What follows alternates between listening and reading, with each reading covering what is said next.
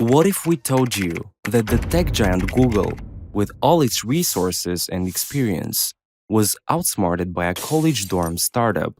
Not once, not twice, but several times. And each time it was outshined by them. The year is 2004. Google, which has already revolutionized the internet with its search engine, stepped into the world of social media with Orkut. Named after its creator, Google engineer Orkut Büyükten, Orkut was Google's first attempt at creating a social network. You can say it was a time when social media was still in its infancy, and the concept of friending someone online was a novelty. Orkut had a few features, like it allowed users to see not only their friends, but also their friends' friends, creating a sense of community. It was a hit in countries like Brazil and India, and at its peak, had over 300 million active users, but it kind of failed to catch on globally. So, what went wrong?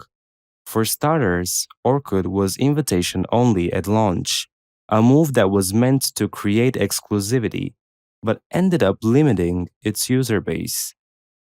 Secondly, Orkut's open approach to connections allowed anyone to be messaged, leading to a surge in spam and unsolicited messages. Over the years, Google launched several other social media platforms, including Google Buzz and Google Friend Connect. Google Buzz, integrated with Gmail, was criticized for privacy issues, while Google Friend Connect, was eventually discontinued. As Google was grappling with its own social media ventures, a new player entered the field. A platform that started in a Harvard dorm room was beginning to make waves in the digital world. Facebook was different. It didn't just let you connect with friends or share updates. It was a place where people could express themselves, share their lives, and feel part of a community. And it was growing fast. While Google was still trying to figure out the social media game, Facebook was already playing it, and playing it so well. With each passing day, more and more people were signing up for Facebook, sharing their lives, connecting with friends, and spending hours scrolling through their feeds. The average Facebook user was spending more than 50 minutes a day on the platform. That's almost an hour every day that they weren't spending on Google. And of course, advertisers were following suit. With its highly engaged user base and detailed user data, Facebook was becoming an advertiser's dream. Google, which had long dominated the digital advertising space, was starting to feel the heat. The fear. We all know Google's mission was to organize the world's information and make it universally accessible and useful. And a significant portion of that information was now being created and shared on Facebook. Every status update, every photo upload, every link shared was adding to the wealth of information on Facebook. Information that was beyond Google's reach. That was a problem. A big problem. Google's entire business model was based on indexing the web and serving relevant ads. And with a growing portion of the web's content locked away on Facebook, Google's search engine was becoming less and less comprehensive. So you can say that the fear was real.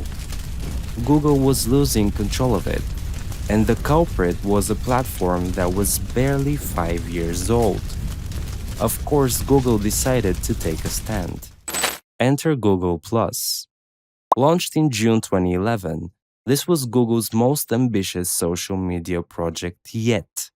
It was designed to be more than just a social network. It was meant to be a social layer across all of Google's services. From Gmail to YouTube to Google Search, Google Plus was everywhere.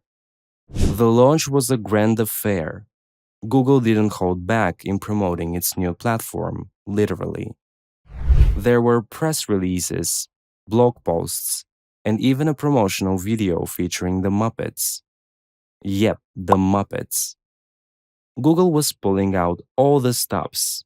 And you know what? At first, it seemed to work. Within 2 weeks of its launch, Google Plus had 10 million users.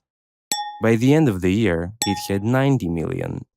The numbers were impressive, but they didn't tell the whole story. Google Plus had this circles feature. Unlike Facebook, where all friends were equal, Google Plus allowed you to organize your connections into different circles. You could have a circle for a family, another one for friends, and another for coworkers. I mean, you could even have a circle for your book club or your soccer team. This gave users a level of control over their social experience, and that was unheard of at the time. Another unique feature was Hangouts. You might have discovered Zoom or Teams back in the pandemic, but Google Plus had launched Hangouts way before. It allowed users to video chat with up to 10 people at a time. Sparks was also an interesting feature of Google Plus. It was a recommendation engine that found content based on your interests. More like a personal assistant that knew what you liked and found interesting articles, videos, and photos for you. On paper, Google Plus had everything it needed to succeed. But yet, Google Plus was struggling to keep users engaged. People were signing up, sure, but they weren't sticking around. The average time spent on Google Plus was just 7 minutes per month, a far cry from the 50 minutes a day people were spending on Facebook. So, why weren't people using Google Plus? There were debates about the platform being so confusing. Its interface was cluttered, its features were complicated, and its purpose was unclear. Was it a social network, a content discovery platform, a tool for organizing your Google contacts? Users weren't sure, and many didn't stick around to find out. In 2011, a software bug in Google Plus exposed the private data of hundreds of thousands of users. Google chose not to disclose the breach, fearing regulatory scrutiny and damage to its reputation. When the news finally broke in 2018, it was the final nail in the coffin for Google+. Interestingly, in an attempt to boost its user numbers, Google started requiring a Google Plus account to use services like YouTube and Google Photos. And let's say users were not happy. They felt coerced into using a platform they didn't like or understand. The backlash was severe as the users started a petition to decouple Google Plus from YouTube, which garnered over 200,000 signatures. Google, in an uncharacteristic move, listened to its users and reversed the decision. By 2015, just 4 years after its launch, Google Plus was on life support. Its user engagement was low, its reputation was tarnished, and its parent company was losing faith. Google began decoupling Google Plus from its other services and stopped promoting it as a social network. Google Plus was no longer a priority for Google. Then, in 2019, Google announced that it would be shutting down Google Plus for consumers, citing low usage and the challenges involved in maintaining a successful product that meets consumers' expectations.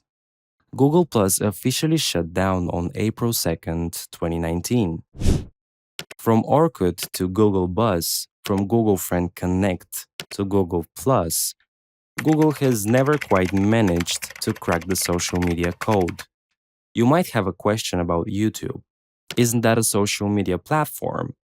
Well, yes and no. While YouTube does have social elements, it's primarily a video sharing platform. It's kind of a place where people go to watch videos, not necessarily to connect with friends or share updates about their lives. So, yes, YouTube is a success story for Google, but it doesn't quite fill the social media gap. After the downfall of Google you would think Google would take a step back from social media. But no, Google is not one to back down from a challenge. They launched Google Discover in 2018, which is a content recommendation platform that's integrated into the Google Search app. It uses machine learning to curate a feed of content based on your interests and search history. Yes, it's not a social network in the traditional sense, but it does represent Google's ongoing efforts to stay relevant in the world of social media. Take, for example, the issue of fake news. In recent years, social media platforms have come under fire for their role in spreading misinformation.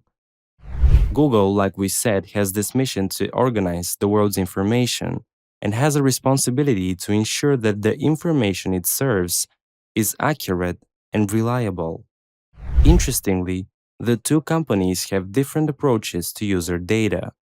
Google doesn't sell user data or pass it on to third parties.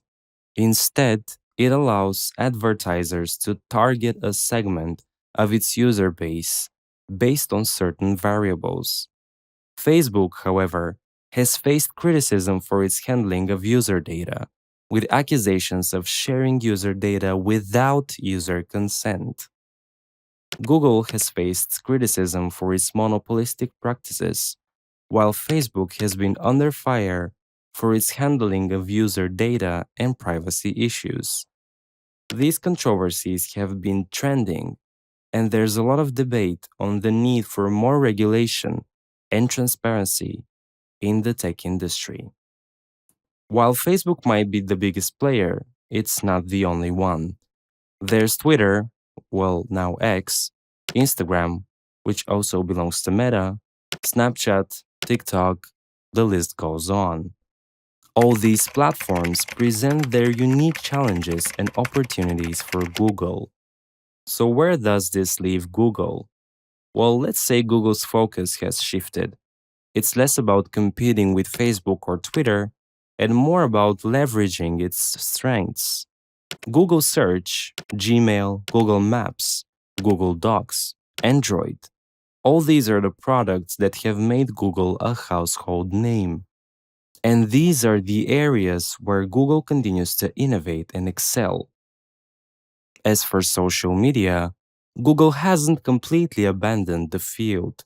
It still has YouTube, which, again, we can't say it fits in the social media debate. Maybe one day we'll see Google make a triumphant return to the world of social media. And that's a wrap for today's video. The story of how Facebook outsmarted Google. Now, we'd love to hear from you. What do you think about Google's ventures into social media? Do you think they'll make a comeback? Drop your comments below. And if you found this video useful, please like it and make sure you hit that subscribe button so that you don't miss out on our next videos. And as always, thank you for watching.